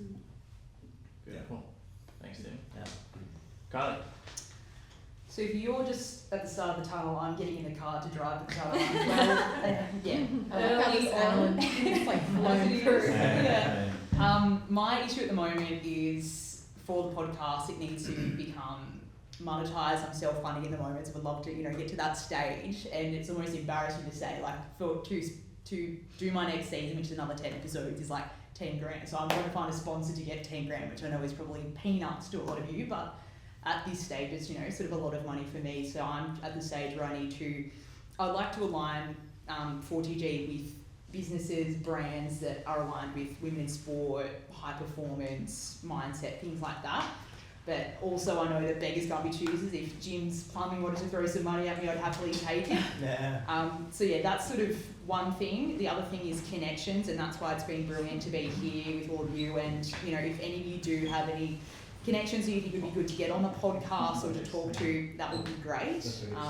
And it's also been really good to hear about all your different growing pains in the different stages that you're at as well, because that's sort of where eventually I'll get to. So yeah, they're sort of the main things from the podcast, and eventually to get into the media side of things. And then from a football perspective, definitely imposter syndrome, which we're talking about. As I said, I only got into footy late. I've only played for about 4 years. I'm 27, so when you've got 17-year-olds who have played their whole life, I've always felt like, why should I be playing AFLW? I did my ACL just before I even debuted at VFLW. But I think my point of difference, and that's what I've really been working hard on this year, is trying to bring the leadership. And I think that is still something that 17-year-old, like, they might have better skills with Snappy, but to bring that as your point of difference, is what I'm going to try and hone in on it. And stop being like, I shouldn't be here, I need to start, which is what I've been working with Denny about. It's just not saying if, it's saying when, and trying to distinguish. You might find more fulfillment in being a leader. Yeah, correct. Yeah, not being a star And player. you've also made so many significant shifts, even like as you said, since you did your ACL. Right, like whether it be the podcast, whether it be the leadership stuff, whether it be even just putting yourself out there, even the simplicity of the conversation around asking for more money at your job, because you know what your worth is and how much value you're adding to them. Like I can't remember who I said it to before, but like you are your own evidence. Like, you know what I mean? Like that imposter syndrome or whatever it is. It's like, well, you're already living it. There's nothing, like, there is no limitation unless you keep leaning into that, which you've obviously been doing a really good job of, like with the stuff we've been working through. But there's just so much opportunity, and you've got really fucking good momentum at the moment too. Yeah. Really good momentum. How's your knee post-surgery? Good. Is it back to, be back to form? Yeah, I just had a clean out surgery a couple of weeks ago, but now, within probably the month or two, I should be back to full time. Yeah. Training. Good. So ready for pre-season. Good. Yeah. To be good. That's great. Kylie, when I first met you on that call like a month ago, I just want to say that the first time, like, you gave so much confidence in what you're doing, and since then you've obviously launched the podcast and stuff, and seeing even more confidence in you. It's quite cool. Thank you. Appreciate it. Just quickly, I know money's never easy with a new business, and not that it's new, but you know, one of your pain points is content. You've got a true testimonial in her. So you Yeah, I'm talking you believe. Oh, sorry. I'm just saying Yeah. that she creates content. Totally. She wants to be a presenter. She's talking about your product. It's She's a gone match made in she's heaven. gone through it. She's looking for match. money and you It's a need match. content. And do you know what? You're actually a beautiful speaker. Beautiful speaker. Yeah, great speaker. And I also want to say, like, I say this to everyone. The whole, like, am I supposed to be here? I don't necessarily believe in imposter syndrome. I'm not saying it's not real, but my biggest belief to combat it is if you weren't meant to be there, you wouldn't. Because notice how none of us are there? Because we're not meant to be there. Because it's not for us. But I use this analogy all the time. I don't want to be an Olympic pole vaulter. So I'm not. But I wanted to do this stuff and it works. See the correlation? Like, you wouldn't be there. Like, no, the universe doesn't waste time. There's nothing in the universe that's not in harmony and synchronicity. If you weren't meant to be there, it would be impossible for you to be there. It wouldn't be wasting your time if it wasn't very, very important that you were there for whatever that eventuates into. Yeah, very true. And lastly, on the value of your leadership, like I got to the last 2 years of my career, and they were the most fulfilling 2 years because I was helping the young guys develop as much as they possibly could to a point where one of them came and took my position, and I was so proud that I helped this kid, which was then a perfect moment for me to retire. It was like, you know, so that is like, if that's your role to play, like how incredible, you know, the fulfillment you'll gain from that, whether it is AFLW as a development coach or whatever industry you end up going down, you'll have so much value to add. Yeah. Awesome. Beautiful. Tyson? Guys, I do apologise. We are just over 3, so if you do have to leave, no stress. So we'll I'm cruise through. illegally parked anyway. There's a fucking ticket. There's a ticket. I've already got one now, so you may as well use it. There was a tow truck out there before. Great. I just use the same ticket. Just park it legally and put the ticket back That's smart. before you leave. So That's we'll see smart. where you got one. That's good. Can I go now? That's smart. Can I go 5 speed? No. Yeah. Obviously with our stuff with Racing Motorsport is it's all run by sponsorships. I've been in it for 8 years now and we're like near the top of the chain, but every time we get to the top, the team that's been there for 20, 30, 40 years, they just keep putting in more money. So the biggest thing for us is trying to, build the sponsors up and give the sponsors enough, because every year we lose some, we gain some. It's the same as the F1s. But yeah, it feels like as soon as we're there, like every 12 months we get new riders and new contracts, and they just end up, now it used to be going for the team that was the best environment and whatnot. Now it's just the money. So the biggest thing is trying to get to that next step. Like even like the sign-on money, it goes up 30,000 this year again from on top of their other wage. Yeah, it's just pretty much learning that and making sure we're giving enough for sponsors to want to keep going. We'll share your in the community. Once I add everyone into the main group after today, we'll share the pitch deck in there as well. Yeah, regardless of whether it's someone in here or whether it's just someone within your network that you think might be a good fit for that. Because I know there's a bit of traction even off the first few with Fed and a few others. So beautiful. Jack. What was it again? What we're challenging with? The biggest challenge or opportunity for you at the moment? Kids.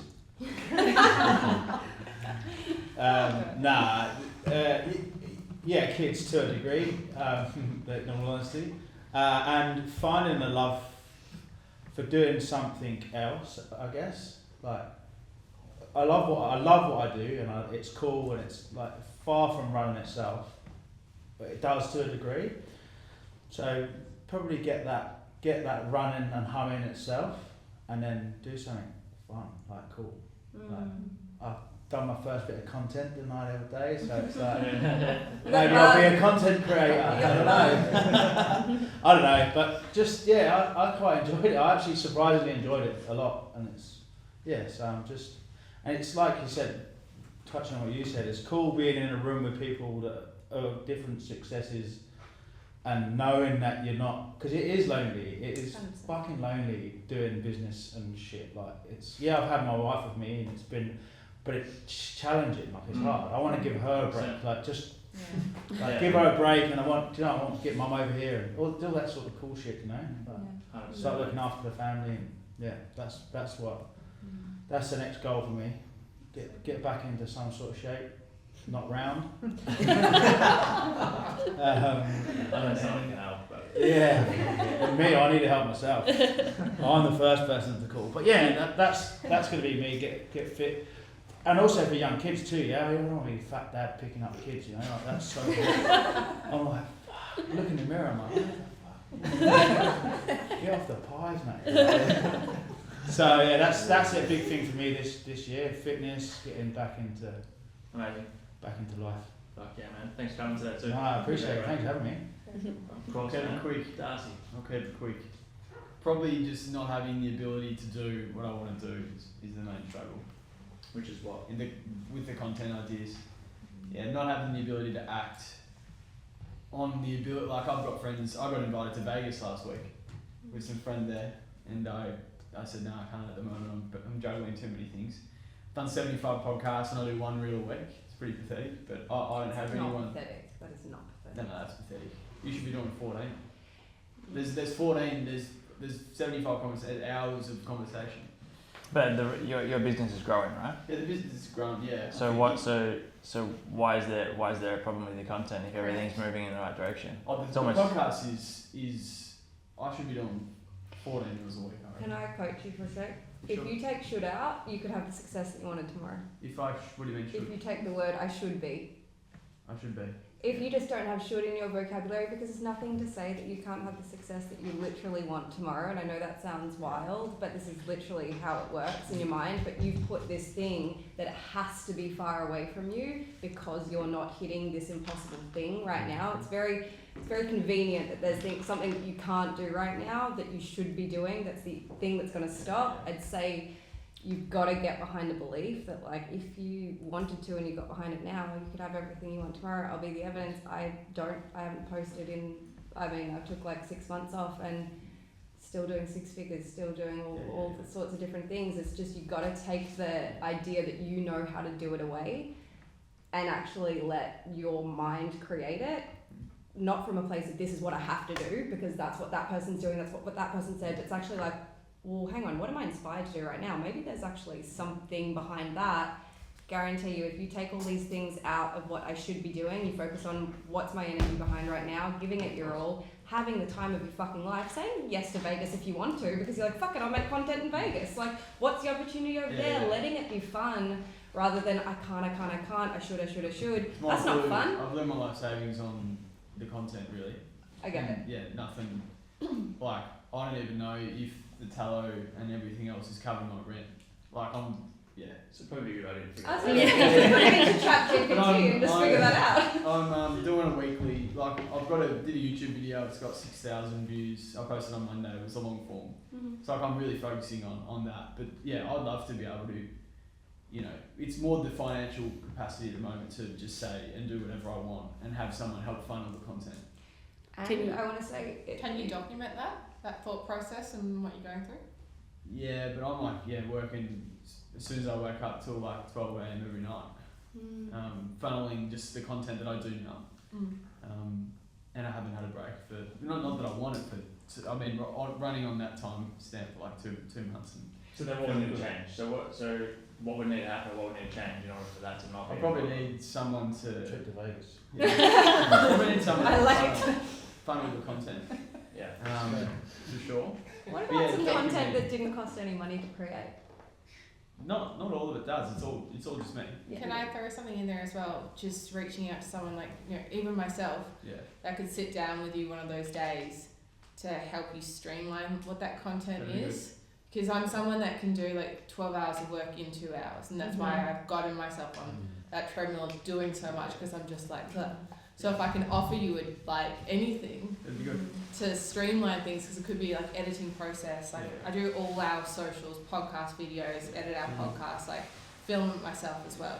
Yeah, I've got. So there's ways to do it, and then it might open up more things for you. Sure, that'd be good. Yeah. I do have like 4 editors that help me with the short form, Yeah.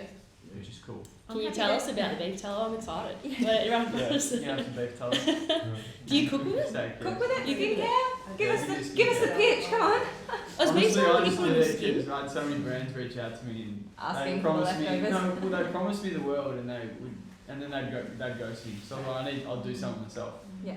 I'm working on some other products, but you know I'm mainly focusing on the weekly long form YouTube, and I really want to be monetized on YouTube within 6 to 8 weeks ideally, and then it's off to the races from there.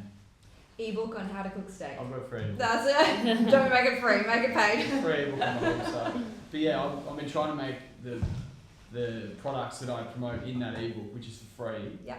I actually text and call sometimes people who order, and if anyone downloads the ebook, I text them. Yeah, beautiful. So many orders from texting people Awesome. and building like connections with people. I think that's What's the price point for the tallow? $24.95. It's cheap. Is Do it? you Yeah, charge it's really shipping? cheap. Pardon? Do you charge shipping on top? Yeah. Yeah. Yeah.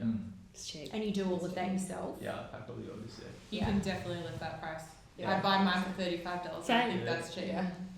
I'm happy to Okay. help you with some of that product because you really, I feel, would be really helpful for you to know your margins Yeah, and, sure. Totally. and what you've Yeah. got to.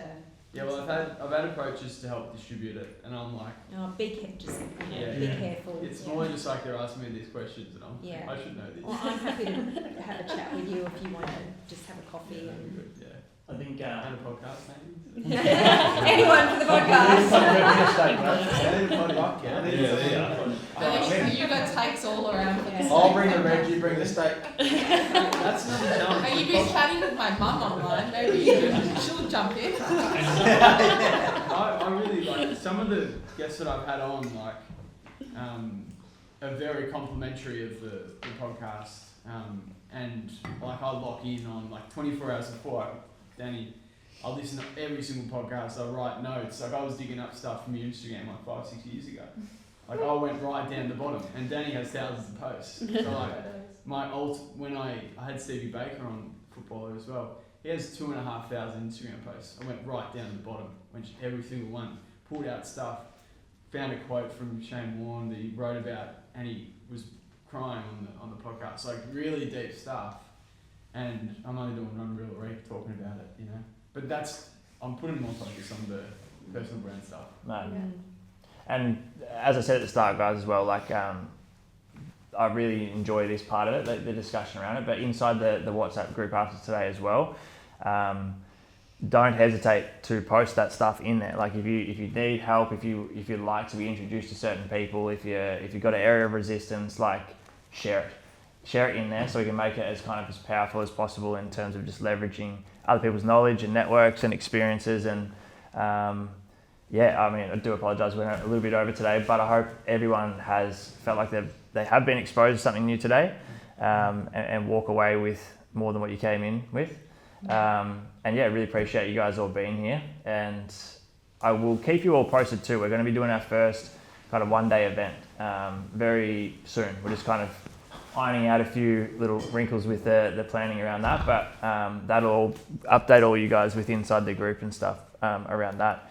And for all these future masterminds too, we're doing one of these every single month, and so I'll share inside the group each month like what the next kind of intake is, and if there's ever anyone or that you'd be interested to connect with or just find interesting, you're obviously more than welcome to come along to the future ones as well. But yeah, really grateful for you all being here, and I think it was really fucking interesting group today. It was good. A lot of different people, which is awesome. Thank you. Pleasure, guys. And Also, guys, please have something to eat before you leave. Take something if you need to. But yeah, appreciate you guys being here. Thanks, guys.